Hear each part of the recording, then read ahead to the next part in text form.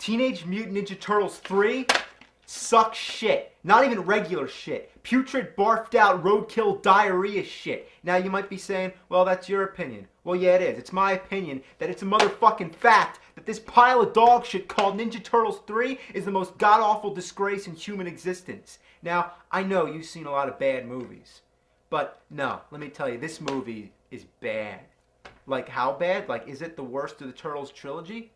Oh, undeniably, but that's not the point. My point is that this is the worst fucking movie I've ever seen in my life.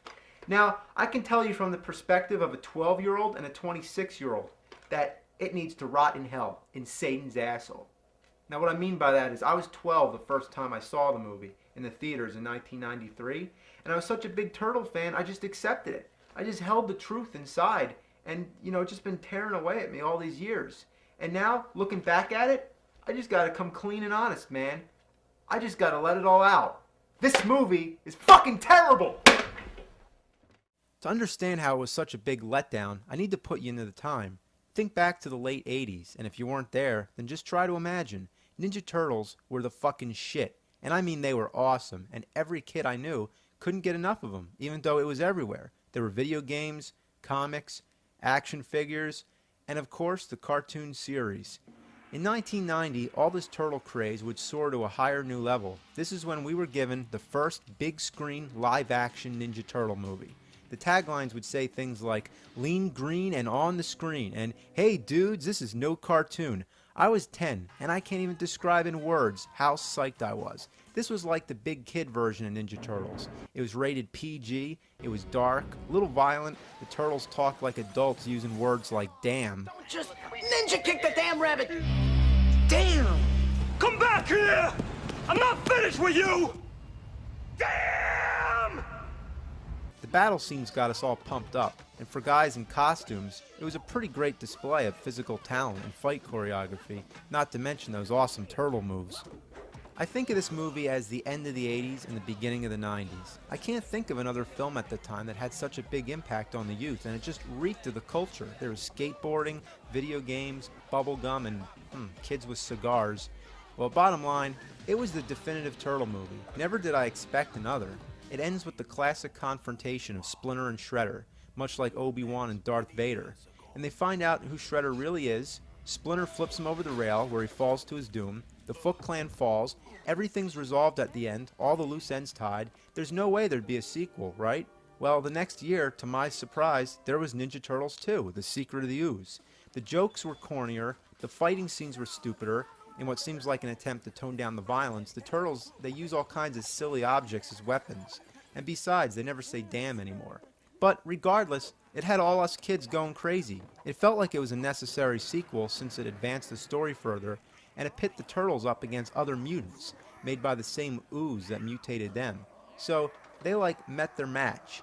In the first movie, they only fought humans, but during the cartoon, they were fighting all kinds of other mutant characters. So we thought that this was going to be the live-action version of Bebop and Rocksteady. But we got instead were two new characters named Tokka and Razar. Nevertheless, all my friends at school still called them Bebop and Rocksteady, even though it's kind of obvious that Bebop and Rocksteady were a rhinoceros and a warthog, while Tokka and Razar were a snapping turtle and a wolf. Well, that's true, but the real reason a lot of us called them Bebop and Rocksteady was because we were attached to the TV series and the line of action figures, so we wanted the movies to represent those characters. So now that a Ninja Turtles sequel existed, we knew at this point that there was going to be another. This wasn't just a one-movie deal, this was going to be a series, and we would get to see live-action incarnations of many of our favorite characters yet to come. Or maybe not.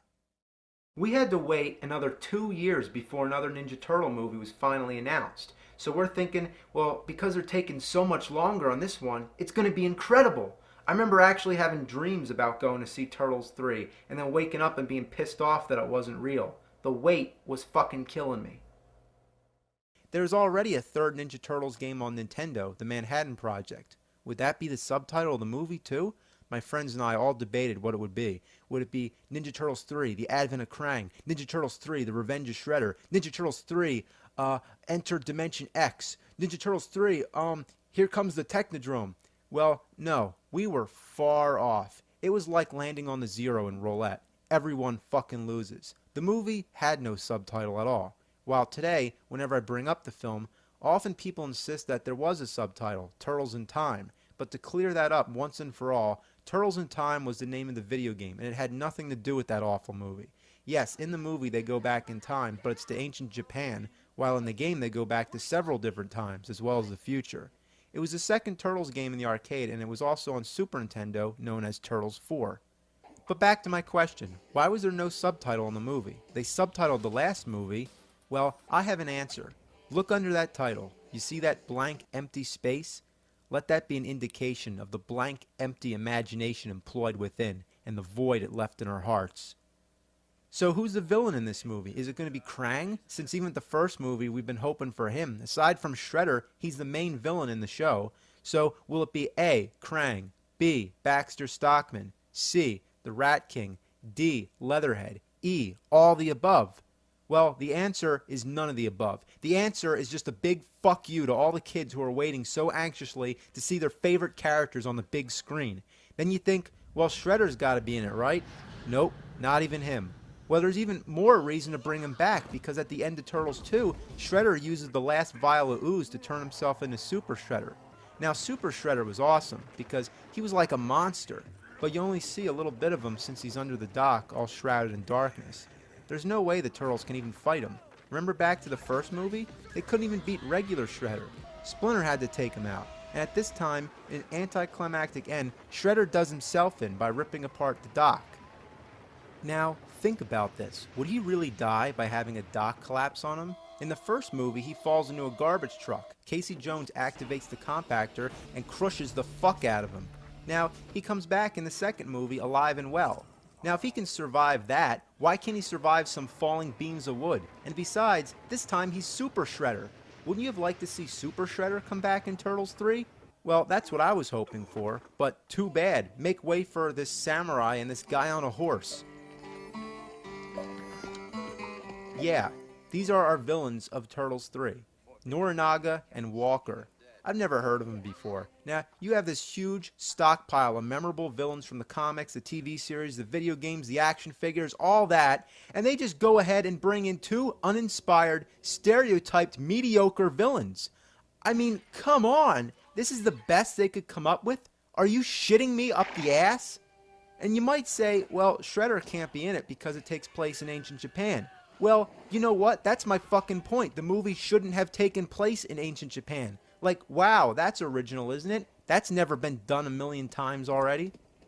So now hopefully you can relate to how disappointing this was. But to really understand how inhumanely atrocious this shitload of fuck is, then we need to go over this movie and cover the basics.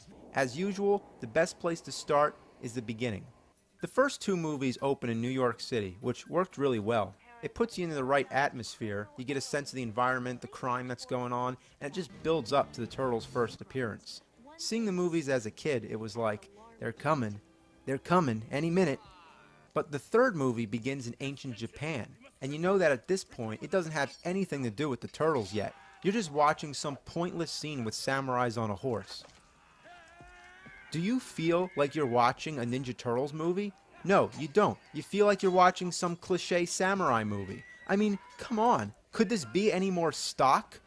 Maybe if they made it take place in the Old West instead and they began with a train robbery. That's the only way it could be more shallow. Then what happens? It uses a subway train as a transition like we've never seen that, and it cuts to the sewers. And of course, now the Turtles abruptly show up, but take a look back to how the last two movies reveal them. In the first Turtle movie, we don't see them right away. First, we see a weapon smash out the streetlight, which we can identify as Raphael's sai. Then we see nothing but darkness, but we can hear the Turtles beating up the bad guys.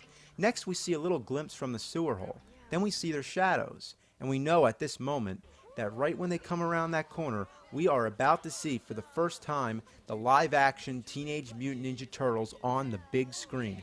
But no, wait, in mid-jump, the title screen comes up, and then the suspense is delayed even further. Come on. Come on. Yeah, look at that. It's awesome. Totally radical.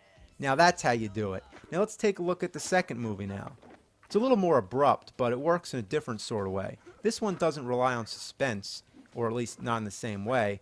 You can say that you're already in suspense as soon as the movie begins. I know I was. I mean, you're thinking, come on, where's the turtles? Who's this guy fighting the bad guys? We don't want him, we want the turtles. And then when those thugs all gang up on him, we know he's in deep shit. And what better time than now? There they are, in the background, out of focus. And then they jump into the air and freeze frame. At this moment, the theater just erupts into a high-pitched wail, kids screaming and applauding, just, going crazy. It was one of the most exciting moments I ever had in a cinema. Now just look at that. How's that for a title screen? Not only are all 4 turtles in the frame, every one of them's up in the air. Now, how's the third movie begin? Well, the turtles just come in dancing to ZZ Top. No build-up, no scenario, no creativity, no fucking thought whatsoever. Now, just look at the turtles. They look like shit. Even the voice acting's horrible. The animatronics suck too. They talk like sock puppets. Watch Leonardo's mouth. Hey, what's that, April? Hey, what's that, April? Now look at Raph. But, things might get a little nuts. I might forget. Is this movie made for little kids?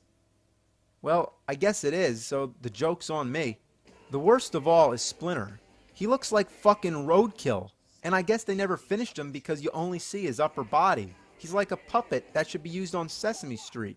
Even worse is his voice. Have patience, my son. What an assload of fuck. Hey, if you're watching this video in 2 parts, make sure that you watch the second part, because the worst is yet to